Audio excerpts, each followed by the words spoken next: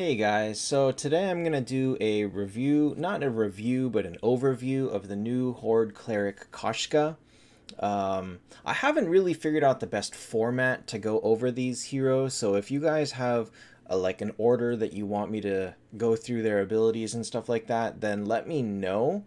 But basically, I'm going to run down her skills, I'm going to run down where I think she's useful, and then I will summarize whether I think that she's worth pulling in the current state of the game.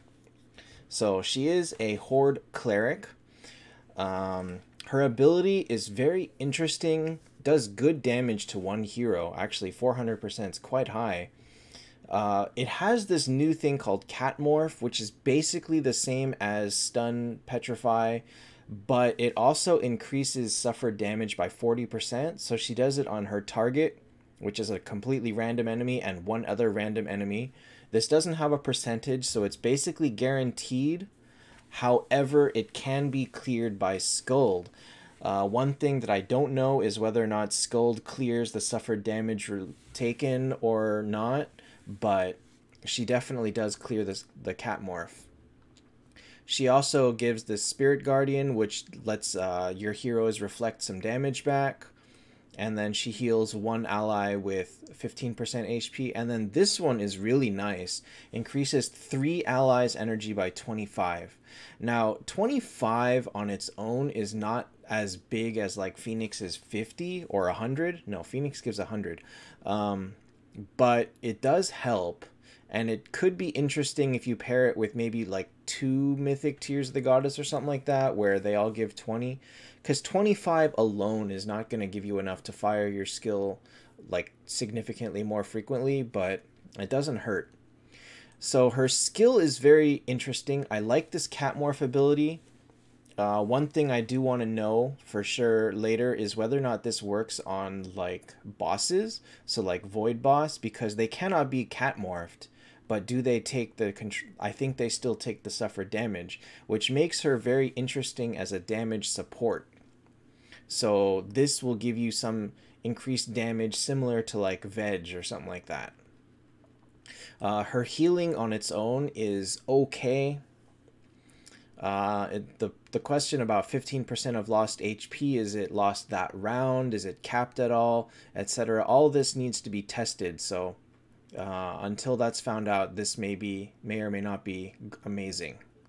In Peaks, it has proved that she does do a lot of healing, but Peaks is not the best way to test heroes, how well they will do at like the T4, T5 level. Her first passive is just stats. One thing to note is she does have hit rate. This is kind of one thing that held Hodor back, that he needed hit rate as a rune early on, but Koshka has it, so this helps her quite a bit. Her passive is increased healing. Her basic attack does damage.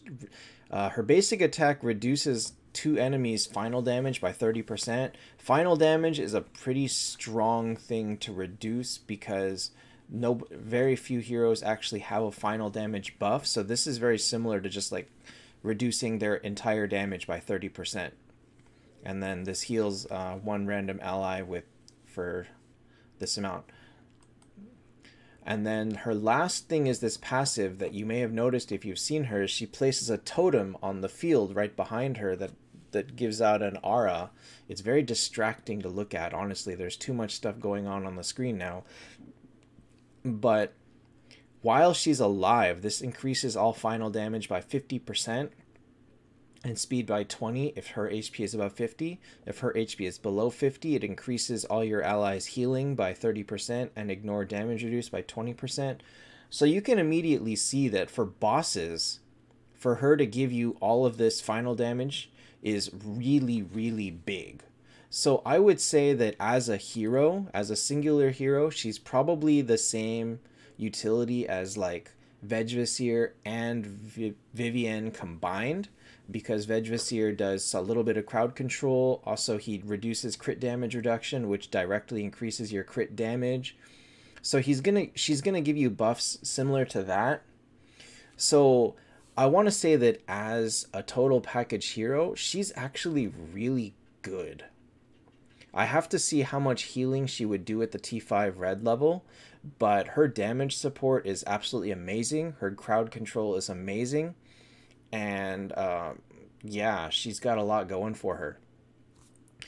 Another thing to notice is that her speed at 1508, she is slower than Scold by 8, which is actually ideal. So you're going to want their Scold to fire, and then you will want your Koshka to fire so that you can then catmorph everybody else that's slower, which is pretty much everybody except for Nyx and maybe Sigurd if he's built for max speed.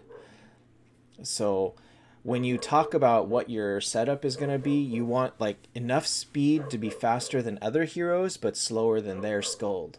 So you may want T1 speed, you may not. It's kind of depends on the enemy opponent.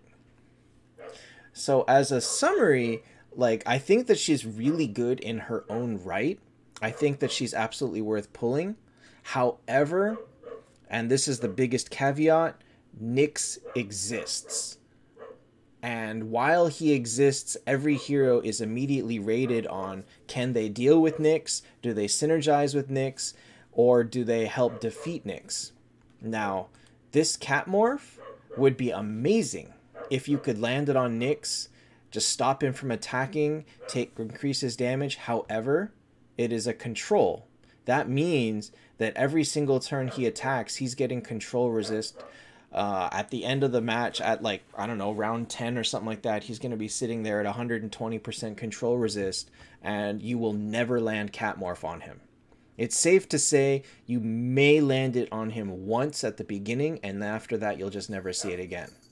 So as an ability, this is amazing. As a Nyx counter, this is useless.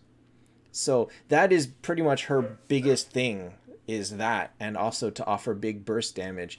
So while Nyx exists, Koshka's utility is highly limited.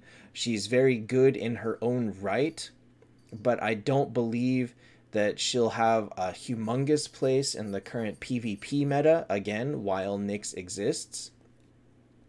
Most of Nyx's stuff comes from Reflect, meaning increasing his own personal damage with her totem is nice, but that's not the thing that's going to make you lose. What's going to make you lose is them having 5 Nyxes and you hit one of them and all 5 of them reflect your damage back at you and you blow up. And that has absolutely nothing to do with whether they have a Koshka or not. So her place there is limited. Her place in like PvE, Den Planet Trial, I think that this totem is going to be absolutely amazing.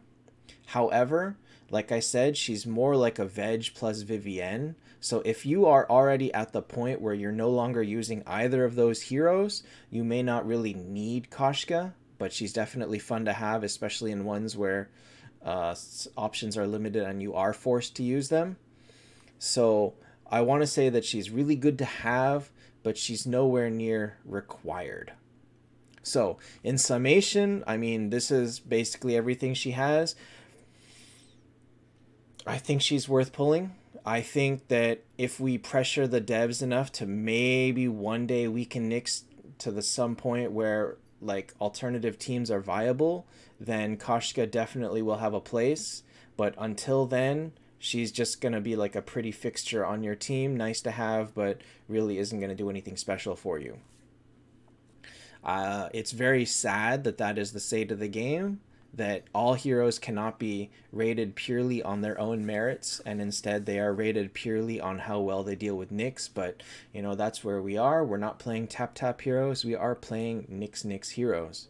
So hopefully this overview of Koshka's abilities helped you decide whether you want to pull for her or not. I know that a lot of us are low on keys because they did bait us with Nyx as the keys reward and the up hero last round, so many of us, me included, have no keys to even pull for Koshka, but again, I think she is worth pulling for, so make your own decision based on that. So that is all for this, and see you guys next time.